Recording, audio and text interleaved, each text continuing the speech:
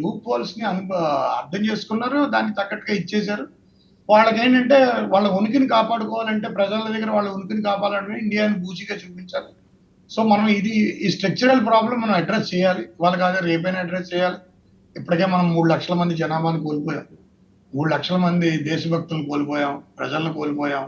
మన యొక్క సైన్యం వేరేగా సైన్యానికి లేదా ఈ భద్రతా సభ్యులకి గాని వీళ్ళందరూ పాపం చాలా మంది పోయారు. ప్రజలు పోయారు. సో దీన్ని మనం ఏంటంటే ఎక్కడికైనా ఒక చోట ఎక్కడో ఒక చోట దీన్ని ఇచ్చేయాలి. సో దానికి తగ్గట్టుగా స్ట్రక్చరల్ అది ఎలాంటి డెసిషన్ అనేది ఇందాక లక్ష్మీనారాయణ గారు చెప్పినట్టు వాళ్ళ ముగ్గురు సిద్ధాస్తులు. ఎందుకంటే ఆయన పేరేంటి మన జయశంకర్ గాని, తర్వాత డోవల్ గాని, డోవల్ గారితో నాకు పర్సనల్ గా పరిచయం కూడా ఉంది.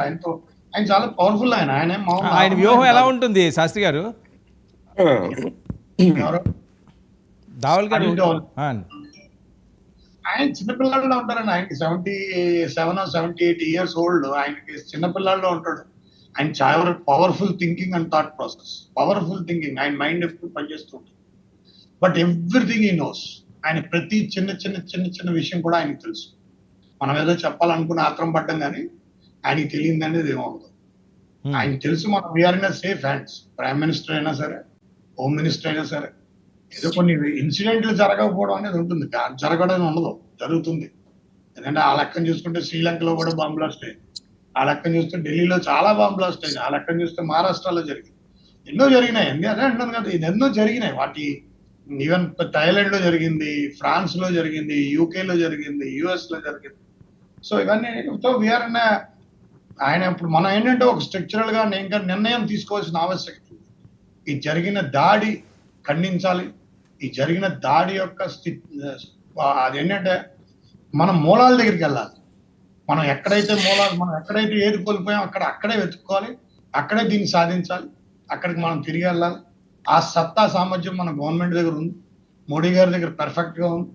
100% ఆ సత్తాతో ఈసారి చాలా క్లియర్ గా వచ్చే జనరేషన్స్ కి ఇటువంటి సమస్య లేకుండా, వచ్చే జనరేషన్ కి హాయిగా ఊపిరి పీల్చుకుంటూ ఎక్కడికి వెళ్ళాలంటే అక్కడికి వెళ్ళచ్చు.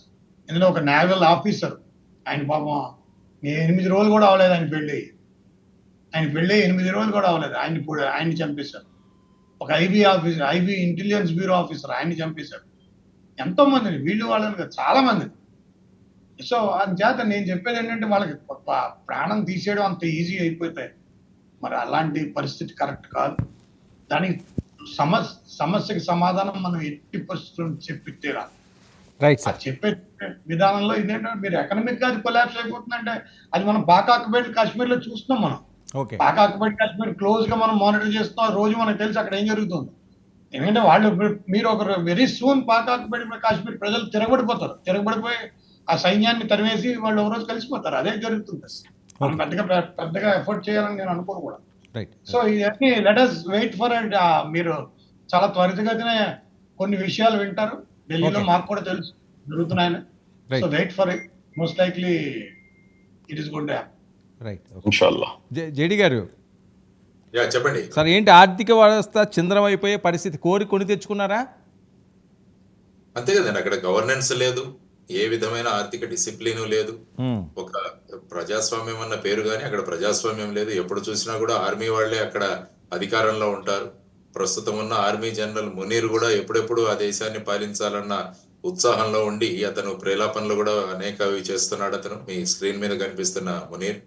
సో ఆయన కూడా కశ్మీర్ గురించి మళ్ళా సందర్భాన్ని వ్యక్తం చేస్తూ భారతదేశ 2 నేషన్ థియరీ గురించి కూడా మొన్న జరిగిన కాన్క్లేవ్ లో మాట్లాడాడు.